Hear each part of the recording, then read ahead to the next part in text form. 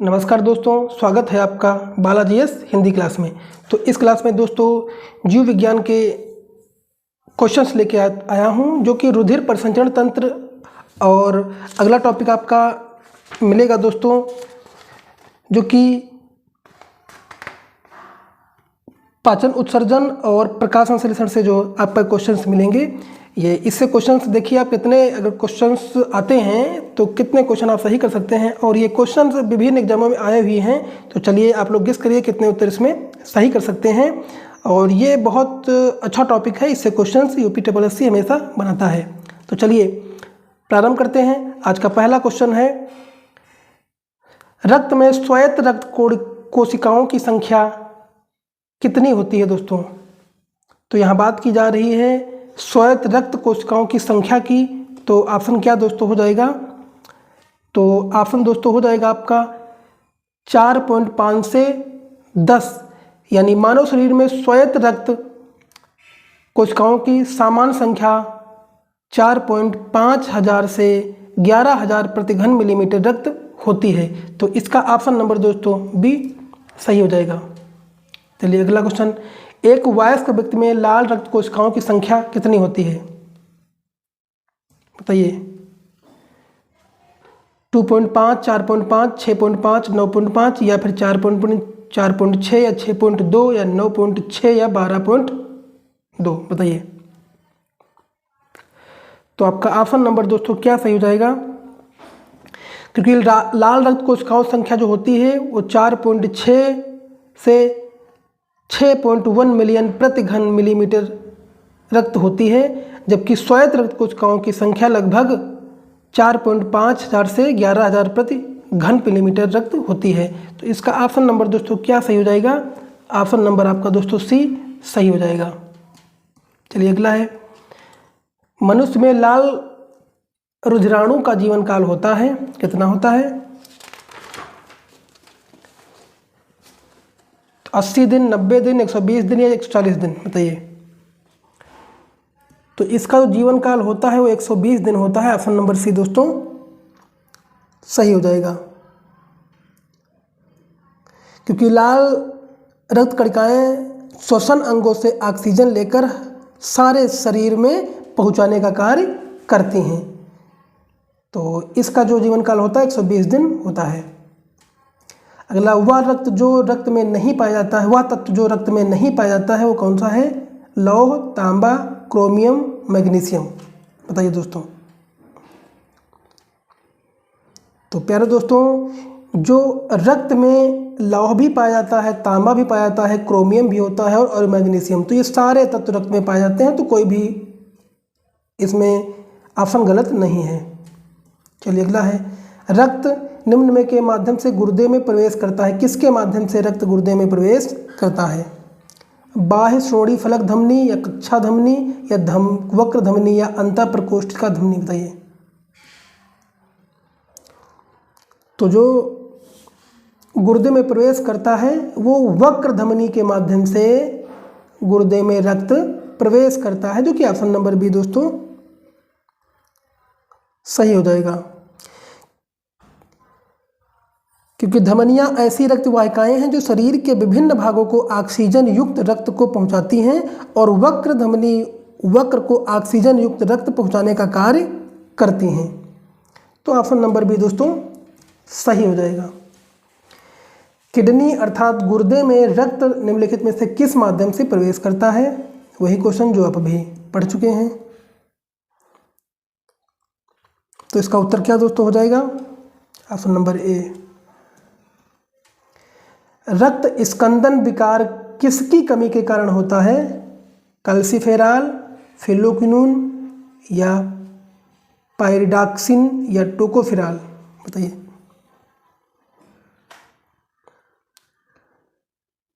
तो इसका option number क्या दोस्तों सही हो जाएगा, फिलोक्विनोन, जो कि ऑप्शन नंबर बी सही हो जाएगा। क्योंकि फिलोक्विनोन की कमी से रक्त स्कंदन विकार होता है, और फिलोक्विनोन विटामिन के का रासायनिक नाम है। विटामिन के की कमी से रक्त का थक्का नहीं बनता है। तो ऑप्शन नंबर बी दोस्तों सही हो जाएगा। चलिए अगला देखते हैं, मानव शरीर का रक्त बैंक क्या कहलाता है? तो जो रक्त बैंक कहलाता है दोस्तों, प्लीहा कहलाता है। ऑप्शन नंबर ए सही हो जाएगा।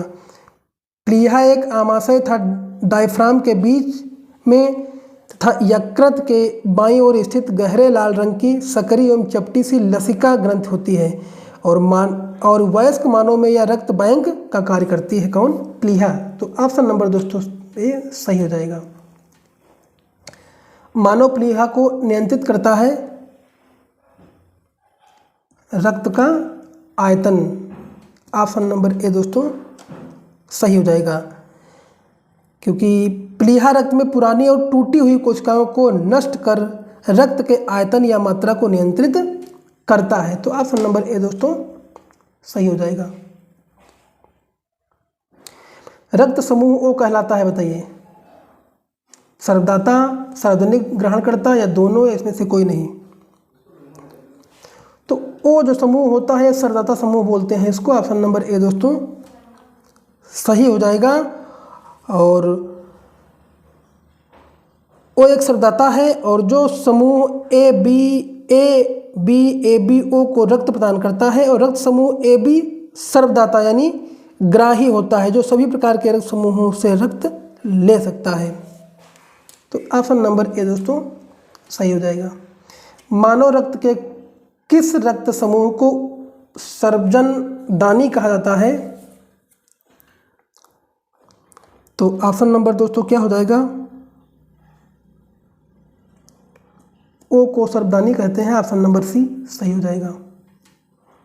यदि एक पिता और एक माता का रक्त वर्ग क्रमशः ए और ओ है तो निम्नलिखित में से कौन सा रक्त वर्ग उसके बच्चे में संभव नहीं है? तो जो संभव नहीं होता है दोस्तों,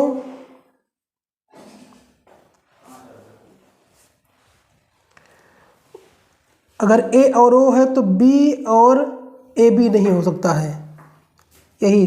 तो ऑप्शन नंबर 2 इसके दोस्तों सही हो जाएंगे।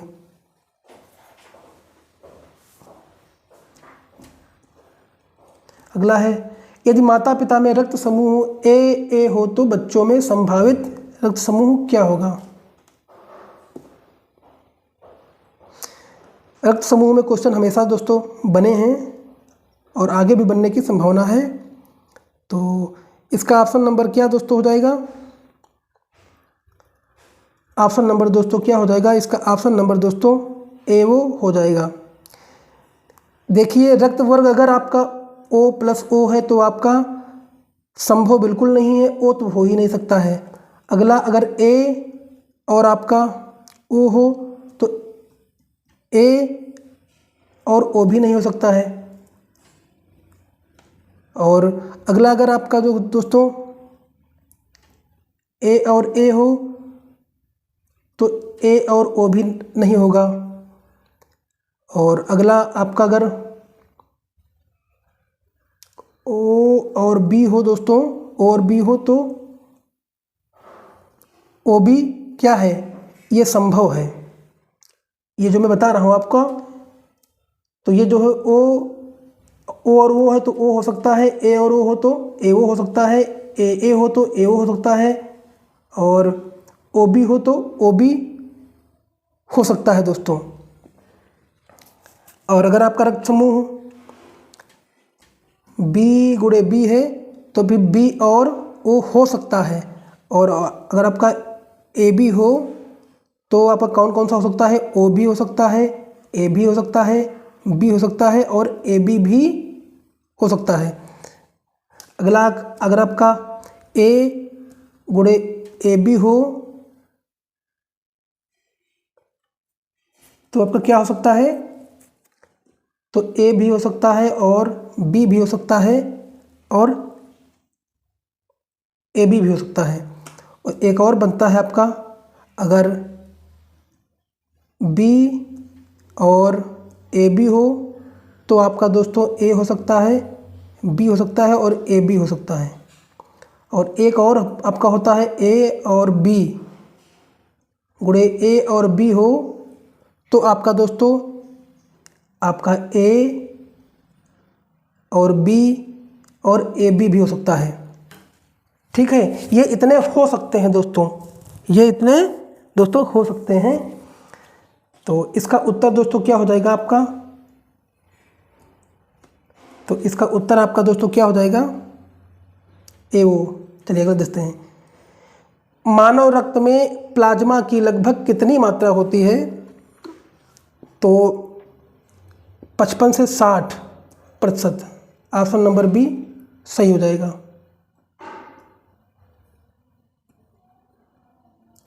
अगला है, मानव शरीर में रक्त का आयतन शरीर के भार का लगभग कितने प्रतिशत होता है?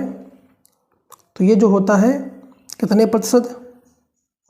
तो शरीर के भार का 7% होता है। ऑप्शन नंबर डी दोस्तों सही हो जाएगा।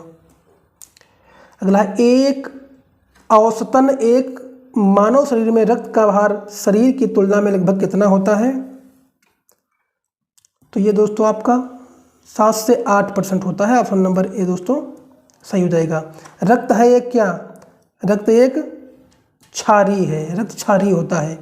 तो ऑप्शन नंबर बी सही हो जाएगा। रक्त का पीएच क्या है? तो दोस्तों इसका पीएच जो होता है आपका 7.4 होता है। ऑप्शन नंबर सी सही हो जाएगा। रुधिर का पीएच होता है दोस्तों कितना होता है? 7.3 से 7.5 के बीच ये आपका रुधिर का पीएच होता है। तो ऑप्शन नंबर डी दोस्तों सही हो जाएगा। रक्त का सामान्य पीएच मान कितना होता है?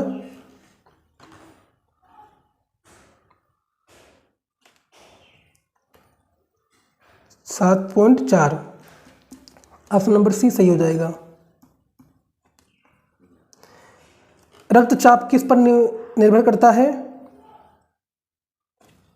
तो ये निर्भर करता है सिस्टोलिक पे भी निर्भर करता है, हृदय निर्गमन पर भी, परिधि प्रतिरोध पर भी। तो ऑप्शन नंबर डी दोस्तों सही हो जाएगा।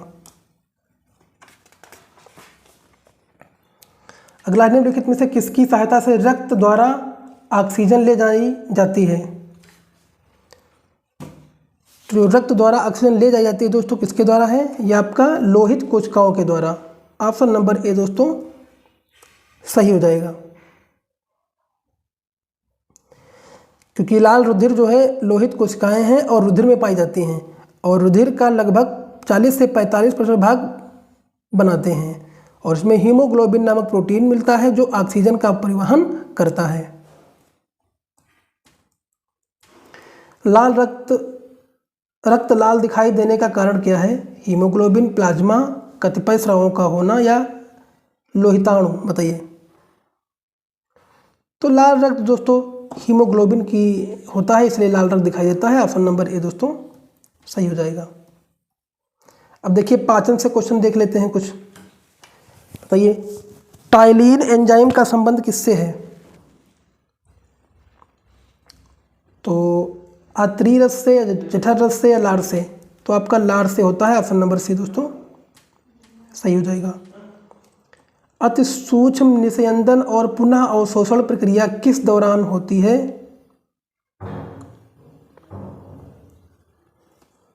तो ये मल त्याग और मूत्र निर्माण के दौरान। ऑप्शन नंबर दोस्तों आपका सी सही हो जाएगा।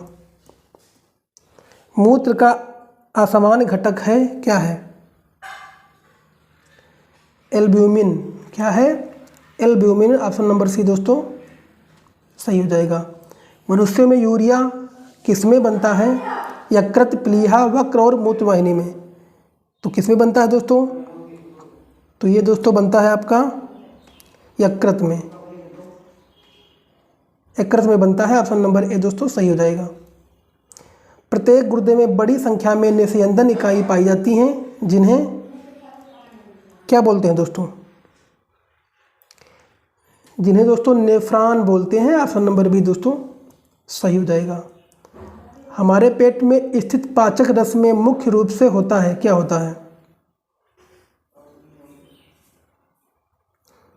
तो जो होता है वो क्या होता है? हाइड्रोक्लोरिक अम्ल होता है। ऑप्शन नंबर सी दोस्तों सही हो जाएगा। देखिए प्रकाश संश्लेषण से कुछ क्वेश्चंस बने हैं, ये भी देख लेते हैं। प्रकाश संश्लेषण में रोशनी किस ऊर्जा में परिवर्तित हो जाती है? ताप ऊर्जा में, यांत्रिक ऊर्जा में, ऊष्मा में? तो रासायनिक ऊर्जा में परिवर्तित हो जाती है। ऑप्शन नंबर डी दोस्तों सही हो जाएगा। प्रकाश संश्लेषण की क्रिया में प्रकाश ऊर्जा बदलती है, इसमें किसमें बदलती है? रासायनिक ऊर्जा में बदलती है। ऑप्शन नंबर बी दोस्तों सही हो जाएगा। अगला है, किस प्रक्रिया के दौरान और गतिज ऊर्जा कार्बोहाइड्रेट की रासायनिक ऊर्जा में बदल जाती है? तो ये आपका हो जाएगा प्रकाश संश्लेषण। ऑप्शन नंबर बी दोस्तों सही हो जाएगा। निम्नलिखित किसमें प्रकाश ऊर्जा रासायनिक ऊर्जा में परिवर्तित होती है? तो ये जो आपका परिवर्तित होती है वो दोस्तों आपका प्रकाश संश्लेषण है। तो जो प्रकाश ऊर्जा रासायनिक ऊर्जा में परिवर्तित होती है वो है प्रकाश संश्लेषण।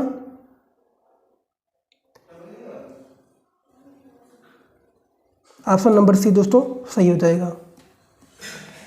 निम्न में से कौन सी प्रक्रिया एक रासायनिक परिवर्तन है?